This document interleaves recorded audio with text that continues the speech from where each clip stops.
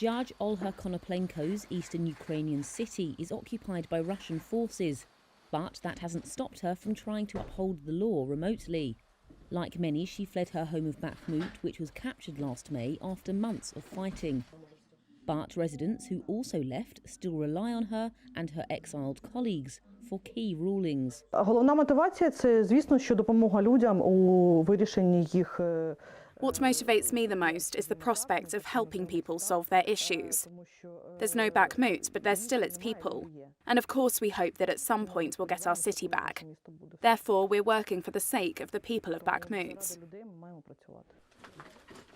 Working in the war-torn east was never easy for local judges, parts of which have been occupied by proxy Russian forces since 2014. Moscow's February 2022 invasion raised the stakes further. Despite her district court now operating in a town further from the front line, Konoplenko and other colleagues in the Donbass region still preside under regular threats. While defendants and plaintiffs dial in remotely, proceedings are regularly halted as clerks wait for electricity to return.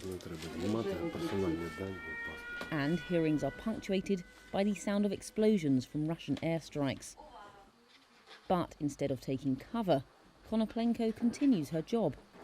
And despite being pregnant while fleeing Bakhmut and now having a toddler who lives 2 hours away, she said she is fueled by a sense of service. Знаєте, страшно було, коли ти розумів, що місто зруйновано. It was scary when I figured out the city was being totally destroyed and that I won't ever come back. That was scary, but now, dealing with court cases, I'm not scared. This is my obligation. I'm not scared. There's nothing to be afraid of. I have to deal with these cases because who else is going to do it? Who else is going to hand out the verdict? Who is supposed to help people obtain alimony? Who is supposed to help people obtain property rights or to get government compensation afterwards? And the courts have gotten busier, with the extra burden of handling war crimes litigation, trying alleged collaborators, and cases from those seeking compensation for ruined homes, on top of all the normal cases. A legacy of corruption has made the country's judicial system one of the least trusted public institutions. Residents, however, say they have more faith in the courts here than anywhere else in Ukraine.